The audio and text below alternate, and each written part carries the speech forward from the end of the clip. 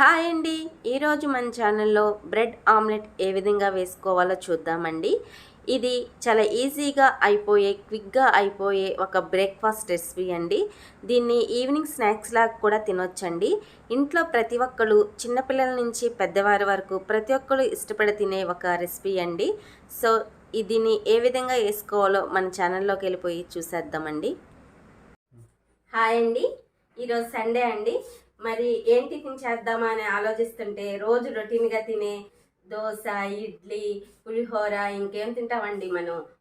బొంబాయి రవ్వతో ఉప్మా వేసుకు తింటాం కదా. రోజు ఈ టిఫిన్లే అని ఆలోచిస్తూ ఉంటే పిల్లలు కూడా వెరైటీగా తయారు చేయమన్నారు. అందుకే నేను ఈరోజు మరి అందరం ఇంట్లోనే ఉంటారు కదా, బ్రెడ్ ఆమ్లెట్ తయారు చేయాలనుకుంటున్నానండి. మరి బ్రెడ్ ఆమ్లెట్కి కావాల్సిన పదార్థాలు అలాగే చేసే ప్రాసెస్ చూసేద్దామండి. ఓకేనండి, రండి వెళ్ళిపోదాం. బ్రెడ్ ఆమ్లెట్ తయారు చేసుకోవడానికి నేను 4 సైజుల బ్రెడ్ తీసుకున్నానండి. 4 పీసులు తీసుకున్నాను. ఒక పెనం మీద కొంచెం నూనె వేసి పెనం బాగా హీట్ అయిన తర్వాత ఈ తీసుకున్నటువంటి బ్రెడ్ని రెండు వైపులా కొంచెం కలర్ చేంజ్ అయ్యేంత వరకు రోస్ట్ చేసుకోవాలండి, కాల్చుకోవాలి. ఇలా 4 పీస్ని ఇదే విధంగా కాల్చుకుని పక్కన పెట్టుకోవాలండి, రోస్ట్ చేసుకుని. నూనెకి బదులు బటర్ కూడా వేసుకుని బ్రెడ్ని కాల్చుకోవచ్చండి. బ్రెడ్ ఆమ్లెట్ వేసుకోవడానికి నేను 4 కోడిగుడ్లు తీసుకున్నానండి. ఈ 4 కోడిగుడ్లని ఒక బౌల్లో కొట్టుకోవాలండి.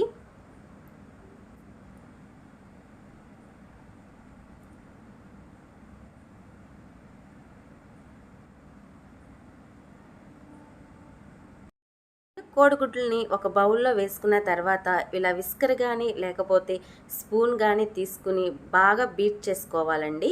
ఎంతగా బీట్ చేయాలంటే మనం వేసుకున్నటువంటి ఎగ్స్ నుంచి నురుగొచ్చేంత వరకు బీట్ చేసుకోవాలండి. అప్పుడైతే మన ఆమ్లెట్ చాలా పఫీగా స్పంజిలాగా వస్తుందండి. చూడండి వీడియోలో చూపించిన విధంగా.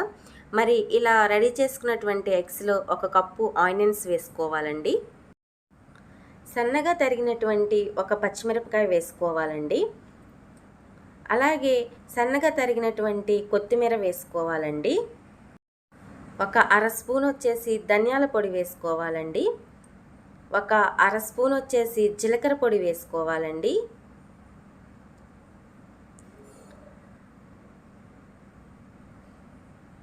1 అర స్పూన్ వచ్చేసి కారం వేసుకోవాలండి. పచ్చిమిరపకాయలు కూడా వేసాం కదండి, చూసుకుని వేసుకోండి కారం మీ టేస్ట్కి తగ్గట్టుగా. అలాగే 1 అర స్పూన్ వచ్చేసి ఉప్పు వేసుకోవాలండి. ఉప్పు మట్టుకి మీరు ఎంత తినగలిగితే అంత వేసుకోండి. ఇవన్నీ వేసుకున్న తర్వాత ఒక్కసారి మళ్ళీ మన ఎగ్ మిశ్రమాన్ని బాగా బీట్ చేసుకుందామండి, కలుపుకుందామండి. ఈ స్పైసెస్ అన్ని యాడ్ చేస్తాం కదండి, ఇవన్నీ బాగా కలిసేటట్టు వీడియోలో చూపించిన విధంగా ఒకసారి కలుపుకోవాలండి. 1 పావు స్పూన్ వచ్చేసి పసుపు వేసుకోవాలండి. పసుపు కూడా వేసుకున్నాక మరొకసారి ఈ ఎగ్ని కలుపుకోవాలండి. ఎగ్ మిశ్రమాన్ని బాగా కలుపుకొని ఈ ఎగ్ మిశ్రమాన్ని పక్కన పెట్టేసుకుని ఇప్పుడు మనం ఆమ్లెట్ వేసుకుందామండి. పెనం పెట్టి స్లైసెస్ని రోస్ట్ చేసుకున్నటువంటి అదే ప్యాన్ మీద కొంచెం ఆయిల్ వేసుకోవాలండి. ఆయిల్ వేసుకుని పెనం మొత్తం స్ప్రెడ్ చేసుకోవాలండి. పెనం మొత్తం స్ప్రెడ్ అయ్యేటట్టు చూసుకోవాలండి. మనం ముందుగా రెడీ చేసుకున్నటువంటి ఎగ్ మిశ్రమాన్ని కొద్దిగా వేసుకుని అట్లకార ఉంటుంది కదండి, అట్లకారతో 4 వైపులా కొంచెం ఒకే చోట పడింది కదండి, 4 వైపులా స్ప్రెడ్ చేసుకోవాలండి ఎగ్ మిశ్రమాన్ని. లేకపోతే పెనం అంచుని పట్టుకుని కూడా మనం స్ప్రెడ్ చేసుకోవచ్చండి. ఈ విధంగా వీడియోలో చూపించిన విధంగా స్ప్రెడ్ చేసుకోవాలండి. మన బ్రెడ్ ఆమ్లెట్ చాలా పఫీగా స్పంజీగా రావాలంటే మనం ఎగ్స్ని బాగా బీట్ చేసుకున్న విధానంలోనే ఉంటుందండి. బాగా బీట్ చేసుకుంటే అంటే బాగా గిలకొట్టుకుంటే మన బ్రెడ్ ఆమ్లెట్ చాలా సాఫ్ట్గా వస్తుందండి, ఎండిపోకుండా. మనం రోస్ట్ చేసి పెట్టుకున్నటువంటి 1 బ్రెడ్ స్లైస్ని తీసుకుని మనం ఆమ్లెట్ వేసుకున్నాం కదండి, మధ్యలో ఇలా డిప్ చేయాలండి. ఒక్కసారి ముంచి 2 వైపులా మనం పెనం మీద ఏదన్నా ఒక లిడ్తో క్లోజ్ చేసుకుని ఆమ్లెట్ని ఉడికించుకోవాలండి. ఇక్కడ గుర్తుంచుకోనండి, హై ఫ్లేమ్లో పెడితే ఆమ్లెట్ అన్నది మాడిపోతుందండి. లో టు మీడియంలో అడ్జస్ట్ చేసుకోవాలండి స్టవ్ని. 2 మినిట్స్ ఇలా ఉడికించుకున్న తర్వాత ఒక్కసారి లిడ్ ఓపెన్ చేసి చూద్దామండి మన ఆమ్లెట్ ఉడికిందో లేదో. ఒక్కసారి తిప్పుకుందామండి. రెండో వైపుకి టర్న్ చేసుకోవాలండి. చూడండి మన ఆమ్లెట్ ఒకవైపు బాగా కాలిందండి, బాగా ఫ్రై అయ్యిందండి. మళ్ళీ ఒకసారి లిడ్ని క్లోజ్ చేసుకుందామండి. 2 మినిట్స్ తర్వాత రెండో వైపుకి తిప్పుకున్నానండి ఆమ్లెట్ని. చూడండి బాగా ఫ్రై అయింది. మన వేసుకున్నటువంటి బ్రెడ్ కూడా అంత ఎక్కువగా మాడిపోలేదండి. ఈ విధంగా ఉండాలి. దీని మీద ఆమ్లెట్ని 4 వైపులా కవర్ చేసుకుని ఒక ప్లేట్లో తీసుకుందామండి. చూడండి ప్లేట్లో తీసుకున్నాను. ఇంతేనండి మన బ్రెడ్ ఆమ్లెట్. మిగిలిన బ్రెడ్స్ను కూడా ఇదే విధంగా ఫ్రై చేసుకోవాలండి.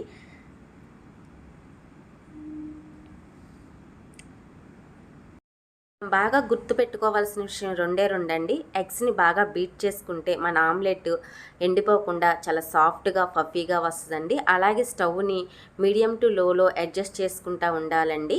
హై ఫ్లేమ్లో పెడితే మాడిపోతుందండి ఆమ్లెట్. ఈ 2 గుర్తుపెట్టుకుని మీరు కూడా ఎంతో టేస్టీ అయిన ఎగ్ ఆమ్లెట్ వేసుకుంటారని ఆశిస్తున్నానండి. మన బ్రెడ్ ఆమ్లెట్ రెడీ అయిపోయిందండి. మరి మేము 4 ఉన్నాం కదండి, 4 ఆమ్లెట్లు వేసాను, బ్రెడ్ ఆమ్లెట్లు. సో ఇది నా వంతండి. ఈ బ్రెడ్ని వచ్చేసి నేను ఆమ్లెట్గా వేసిన తర్వాత 4 పీసెస్కి ఇలా కట్ చేసుకున్నానండి. తినడానికి చాలా ఈజీగా ఉంటుందని. చూడండి పొగలు కక్కుతుంది. ఇప్పుడే వేసాను కదండి, అందుకే చాలా వేడివేడిగా ఉంది.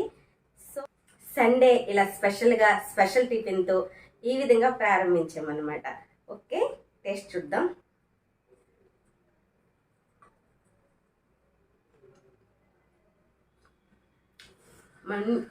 కాలుతుందండి నోట్లో, వేడివేడిగా ఉంది కదా.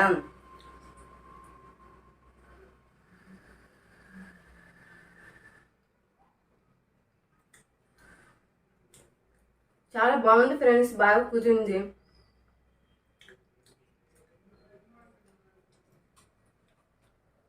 ఇంకో పీస్ తిన్నా. మీరు కూడా ఇలా స్పెషల్గా టిఫిన్స్ ఏమైనా చేసుకోవాలనిపిస్తే ఇలా బ్రెడ్ ఆమ్లెట్ వేసుకుని తినండి అండి. చాలా అంటే చాలా టేస్టీగా ఉంటుంది, చాలా ఈజీగా ఉంటుంది, చాలా త్వరగా క్విక్గా అయిపోయే ఒక టిఫిన్ ఐటమ్ అండి ఇది.